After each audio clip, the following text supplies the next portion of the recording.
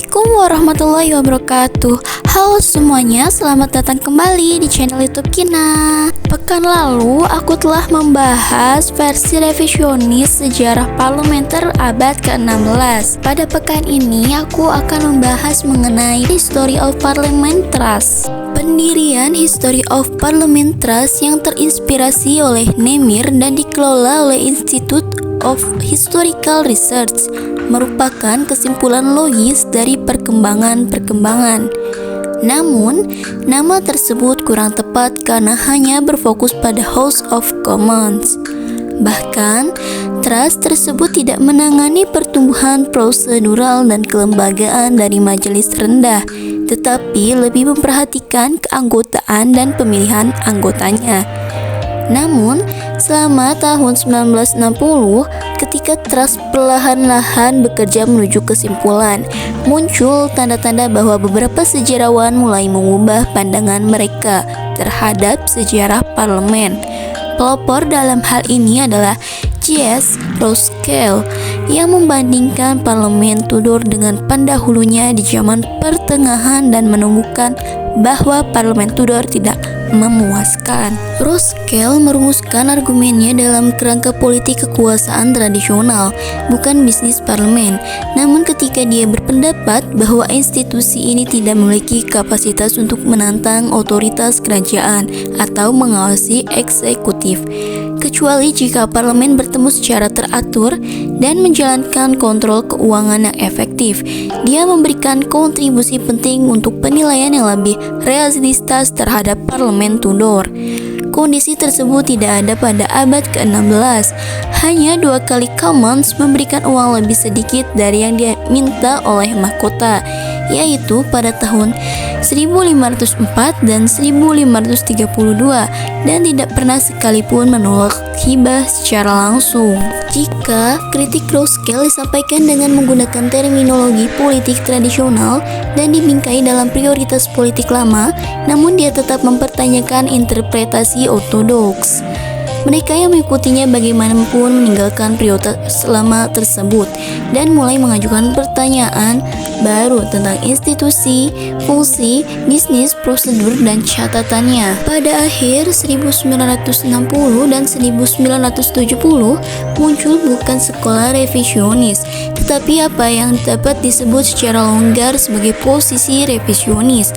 Revisionisme Tudor bersifat inkoheren dan tidak terorganisir. Meskipun sebagian besar pendukungnya mengakui J.R. Elton sebagai panji utama dan juru bicara yang paling menonjol. Pada tahun 1960 dan awal 1970, sejumlah teks umum menandakan perubahan pendekatan. Helen Miller mengeksplorasi kepentingan parlementer lokal. S.E. Lamberg memiliki masalah prosedur parlementer dan dalam studi 2 volume tentang parlemen Henry VIII, dia tidak hanya mengakui keberadaan House of Lords, tetapi juga meneliti peran legislatifnya. Pada tahun 1970 dan awal 1980, gerakan menuju revisionisme semakin kuat.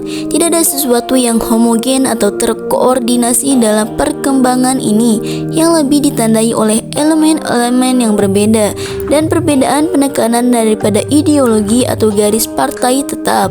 Selama 20 tahun terakhir, sejarawan dari berbagai negara seperti Inggris, Amerika Serikat, Kanada, dan Selandia Baru telah melihat kembali parlemen Tudor dengan pandangan baru.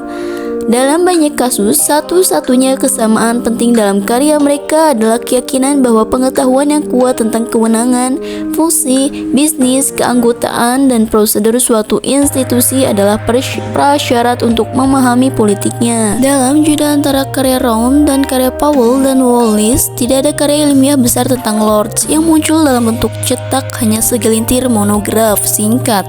Setidaknya mereka memiliki kebajikan karena berorientasi pada institusi, karena mereka membahas asisten hukum untuk majelis tersebut, catatan, dan birokrasi.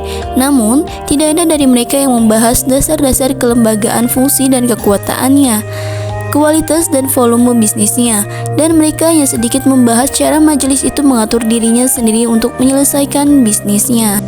Peran J.R. Elton sangat penting dalam perkembangan posisi revisionis. Dalam The Tudor Konstitusional yang diterbitkan pada tahun 1960, Elton menulis tentang transformasi House of Commons dari sekumpulan perwakilan lokal yang bertugas menyampaikan keluhan daerah kepada pemerintah raja, menjadi mitra yang bercita-cita dalam pemerintahan politik bangsa. Manajemen dewan diterapkan lebih khusus ke House of Commons.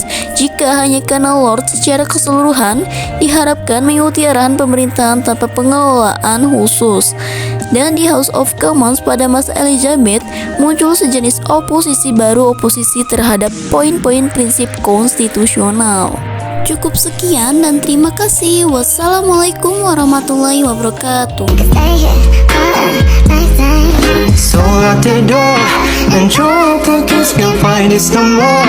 It's just you and me and there's nothing I know.